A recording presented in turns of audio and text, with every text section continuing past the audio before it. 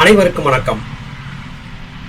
அவ்வப்போது சகோதர சகோதரிகள் மின்னஞ்சல் வாயிலாக நம்மிடையே விடுக்கக்கூடிய வினாக்களுக்கான விடையை அடியனுடைய சிற்றறிவுக்கு எட்டிய வரையிலும் உங்களோடு பகிர்ந்து வருகிறேன். அந்த வகையிலே இன்று 2 தம்பிகள் நம்மிடத்திலே கேட்டிருந்த வினாக்களுக்கான விடையை உங்களோடு பகிர்ந்து கொள்ள இருக்கிறேன். தங்கச்செல்வம் மற்றும் ஜெயப்பிரகாஷ் என்கிற 2 தம்பிகள் சமாதி குறித்தான வினாக்களை நம்மிடத்தில் விடுத்திருக்கிறார்கள். தங்கச்செல்வம் என்கிற தம்பி சித்த வித்தை அல்லது வாசி பழகி சமாதி உற்றவர்களுக்கு சமாதி வைக்கும் போது சமாதி குழிக்குள்ளே வில்வம், துளசி, திருநீறு ஆகியவற்றை போடுகிறார்களே, இதன் பயன் என்ன? இதை எதற்காக போடுகிறார்கள்? இதை பற்றி சொல்லுங்கள் என்று கேட்டிருக்கிறார். வில்வ இலை, துளசி இலை, திருநீரு இந்த 3மே எந்த விதமான கெட்ட நுண்ணுயிர்களும் உருவாகாமல் தடுக்கக்கூடிய ஆற்றல் கொண்டவை. ஆங்கிலத்திலே சொல்வதென்றால் anti fungal, anti bacterial, anti viral ஆகிய குணங்களை கொண்டிருக்கின்றன. ஜீவசமாதியிலே இருப்பவர் உடலிலே இருந்து நீர் சத்து சில வேளைகளிலே வெளியேறி வரும். அப்படி வரக்கூடிய நீர்ச்சத்தை திருநீரு உள்வாங்கி கொண்டு உடலுக்கு எந்த விதமான தீம்பும் ஏற்படாமல் நீண்ட நாட்களுக்கு காப்பாற்றி வைக்கக்கூடிய தன்மை உடையது. அத்தோடு வில்வ இலையும் துளசி இலையும் இணைந்து செய்யக்கூடிய ரசாயன மாற்றங்கள் காரணமாக உடலுக்கு எவ்விதமான ஹானியும் ஏற்படாமல் பூச்சி முதலாகிய கிருமி கீழகங்களால் எவ்விதமான தீம்பும் ஏற்படாமல் காப்பாற்றும். தலைக்குள்ளே ஜீவன் ஒடுங்கி நின்று சிரம் ஜீவியாக வாழ்ந்திருக்கக்கூடிய அந்த யோகி சமாதியிலே 12 ஆண்டுகளுக்கு தலைக்குள்ளே ஜீவன் காப்பாற்றி வைக்கப்பட வேண்டிய நிலையிலே இருக்கிறார். அண்ணாக்கு வழியாக உள்ளும் வெளியும் சென்று வந்து கொண்டிருந்த மூச்சுக்காற்று சுழற்சியை நிறுத்தியான பிறகு ஜீவசக்தியாகிய வாயு சுழுமுனை கடந்து சிரத்திற்குள்ளே ஒடுங்கியான பிறகு ஜீவ ஒடுக்கம் என்பது ஏற்பட்டான பிறகு 12 ஆண்டுகள் கழித்துத்தான் தலைக்குள்ளே தங்கிய ஆன்மா முழு பிரகாசத்தை பெறும். அந்த காலம் வரையிலும் அவருடைய அந்த உடல் ஜீவனின் பிரகாசத்தை அதிகரிப்பதற்கு இயந்திரமாக பராபரத்தால் கொடுக்கப்பட்ட உடல் எவ்விதமான தீம்பும் ஏற்படாமல் பாதுகாக்கப்பட வேண்டும் என்பதற்காகவே திருநீரு, வில்வ இலை, துளசி இலை ஆகியவை பயன்படுத்தப்படுகின்றன. மூலிகை மருத்துவ குணங்களை கொண்டு பார்க்கும் போது வில்வ இலை மற்றும் துளசி இலை ஆகிய இந்த 2ம் மிக மிக மேன்மையான மருத்துவ குணங்களை கொண்டிருக்கின்றன. காயகல்ப மூலிகைகளாகவும் இவை பயன்படுகின்றன. எனவே இந்த மூலிகைகளை சாம்பல், அதாவது திருநீற்றோடு இணைத்து பயன்படுத்தப்படுகிறது. தலை மாத்திரம் வெளியே தெரியும்படியாக வைத்து உடலின் மற்ற பாகங்கள் எல்லாம் திருநீருக்குள்ளே மூழ்கியிருக்கும்படியாக சமாதி வைக்கப்படுகிறது. தலைக்குள்ளே ஜீவன் தங்கி இருக்கிற காரணத்தால் தலைக்கு இருக்கக்கூடிய நாசி முதலாகிய பகுதிகள் அடைக்கப்படக்கூடாது. 12 ஆண்டுகள் உள்ளே இருந்து ஜீவன் என்பது முழு பிரகாசத்தை பெற்றான பிறகு அந்த யோகி விரும்பிய உடலை எடுக்கக்கூடிய ஆற்றலை பெற்றுவிடுகிறார்.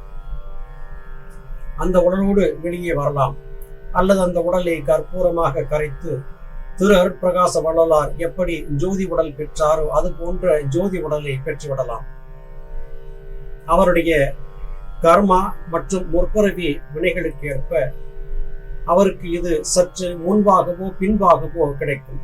ஆனால் முறைப்படி ஜீவசமாதி கட்டி வைக்கப்பட்டவருடைய ஜீவன் தலைக்குள்ளேயே இருந்து முழுமை பெறுவதற்கான காரியத்தை நான் செய்து கொள்ளுகிறேன், என்னை நம்பி சமாதியிலே வையுங்கள் என்று ஞானபிதா சுவாமி சிவானந்த பரமஹம்சர் அவர்கள் சித்தி வித்யார்த்தி பிள்ளைகளுக்கு கட்டளையிட்டிருக்கிறார்கள். ஞானபிதாவின் கட்டளைப்படி இந்த சமாதி கட்டி வைக்கப்படுகிறது. அதன் பிறகு நடப்பதெல்லாம் பராபரத்திற்கும் ஞானபிதாவுக்கும் தான் வெளிச்சம். சமாதியை திறந்து வைத்து ஒவ்வொரு நாளும் என்ன நடக்கிறது என்பதை நாம் பார்க்க முடியாது. ஆனால் 100 விழுக்காடு உறுதிபட ஞானபிதாவின் பேரருட் பெருங்கருணையால் முறைப்படி சமாதி கட்டி வைக்கப்பட்ட யோக சாதகர், சித்த வித்தியார்த்தி மேன்மையான நிலையை பெறுவார் என்பது திண்ணம் திண்ணம் திண்ணம். அடுத்து ஜெயப்பிரகாஷ் என்கிற தம்பி நமக்கு எழுதியிருக்கக்கூடிய மின்னஞ்சலிலே, சித்த வித்யா ஆசிரமங்களிலே சுவாமி சிவானந்த பரமஹம்சருக்காக என்னையெல்லாம் விழாக்கள் எடுக்கிறார்கள், அந்த விழாக்கள் எடுக்கக்கூடிய தேதிகள் என்ன, அது பற்றி விவரங்களை சொல்லுங்கள். அடுத்து ஒருவர் சித்த வித்தை யோக பயிற்சியை பழகி ஓரிடத்திலே சென்று பயிற்சி செய்து கொண்டிருக்கிறார். பிறகு வேறு ஏதோ காரணங்களுக்காக அவர் அங்கிருந்து கிளம்பி வேறு இடங்களுக்கு சென்று சித்த வித்தை பயிற்சி செய்கிறார் என்று வைத்துக் கொள்வோம். தான் பயிற்சி தீட்சை பெற்ற இடத்தை விட்டு நீங்கி வேறு இடத்திலே அவர் பயிற்சி செய்யும் போது அவர் சமாதி அடைந்து விட்டால் அவரை எங்கே தீட்சை பெற்றாரோ அங்கே கொண்டு போய் சமாதி வைக்க வேண்டுமா, அல்லது அவர் இப்போது இருக்கும் இடத்திலேயே சமாதி வைக்கலாமா, அல்லது அவருடைய குடும்பத்தார் அவர்களுடைய வீட்டிலே இடம் இருந்தால் அந்த இடத்திலே அவர்கள் அனுமதியை பெற்று அவர்கள் வீட்டிலே சமாதி வைப்பீர்களா, சமாதியை எங்கே வைப்பீர்கள் சொல்லுங்கள் என்று கேட்டிருக்கிறார். இது பற்றிய விளக்கங்களை சித்த வித்தியார்த்தி சகோதர சகோதரிகள் சத்சங்கத்தில் ஈடுபடும் போது சகோதர சகோதரிகளும் கலந்து பேசும்போது முழுமையான விளக்கத்தை பெற்றிருப்பார்கள். தம்பி ஜெயப்பிரகாஷ் சித்த வித்தை பெற்றிருக்கவில்லை. அது காரணமாகவே இது பற்றி தெரிந்து கொள்வதற்காக இந்த வினாக்களை விடுக்கிறார் என்பதை நம்மால் புரிந்து கொள்ள முடிகிறது. சித்தாசிரமங்களிலே விழாக்கள் என்று பெரிதாக எதையும் செய்வதில்லை. ஞானபிதாவின் திரு அவதார தினமாகிய ஒவ்வொரு ஆண்டும் வரக்கூடிய திருக்கார்த்திகை தினம், அதாவது கார்த்திகை மாதத்திலே வரக்கூடிய கார்த்திகை நாள், அந்த நாள் ஞானபிதாவின் ஜென்மதினம். ஞானபிதாவின் ஜென்மதின விழா என்பது சித்தாசிரமத்தின் 5 கிளைகளிலும் நடத்தப்படுகிறது. பழனியிலே இருக்கக்கூடிய சித்த வித்யா அபியாச அபிவிருத்தி சங்கத்திலே ஞானபிதாவின் ஜென்மதின விழாவும் கொண்டாடப்படுகிறது. ஞானபிதா ஜீவ ஐக்கியமாகிய தினமும் கொண்டாடப்படுகிறது. ஆனால் ஜீவ ஐக்கிய விழாவை கொண்டாடக்கூடாது, ஜென்மதினத்தை தான் கொண்டாட வேண்டும் என்பது மரபு. எனவே சித்தாசிரமங்களிலே நடத்தக்கூடிய சுவாமியின் ஜென்மதின விழா, திருக்கார்த்திகை விழா என்கிற ஒரு விழா மாத்திரமே நடத்தப்படுகிறது. மற்ற ஊர்களிலே இருக்கக்கூடிய சித்த வித்தியார்த்திகள் தங்கள் அபிமானத்தை கொண்டு வருடத்திலே ஒரு நாளை தேர்ந்தெடுத்து விழாக்களை நடத்தி கொள்வது வழக்கமாக இருக்கிறது. இவையெல்லாம் சித்தாசிரமத்தால் நிர்வகிக்கப்படக்கூடியவை அல்ல. சித்தாசிரமம் நடத்தக்கூடிய விழா என்பது திருக்கார்த்திகை விழா மட்டும்தான். அடுத்தபடியாக ஒருவர் தீட்சை பெற்ற இடத்தை விட்டு வேறு இடத்திற்கு சென்றால் எங்கே சமாதி வைப்பது என்று தம்பி ஜெயப்பிரகாஷ் கேட்டிருக்கிறார். சமாதி வைப்பது என்பது அவர் சார்ந்து இருக்கக்கூடிய சித்த வித்தை பயிற்சியிலே உடன் பயணிக்கக்கூடிய சித்த வித்தியார்த்தி சகோதர சகோதரிகள் கலந்து பேசி தீர்மானிப்பது. எங்கே அவருக்கு சமாதி வைப்பதற்கான சூழல் இருக்கிறதோ அங்கே சமாதி வைப்பார்கள். ஒருவேளை சித்த வித்தை உபதேசம் பெற்று சமாதி கொண்டவருடைய வீட்டிலே போதுமான இடம் இருந்து அவர்களுக்கு நிலம் முதலியவை இருந்தால் அவர்கள் விரும்பினால் சித்த வித்தியார்த்தி சகோதர சகோதரிகள் அவருடைய சொந்த இடத்திலேயே சென்று அவருக்கு முறைப்படி சமாதி கட்டி வைப்பார்கள். இது தொடர்ந்து நடந்து கொண்டுதான் இருக்கிறது.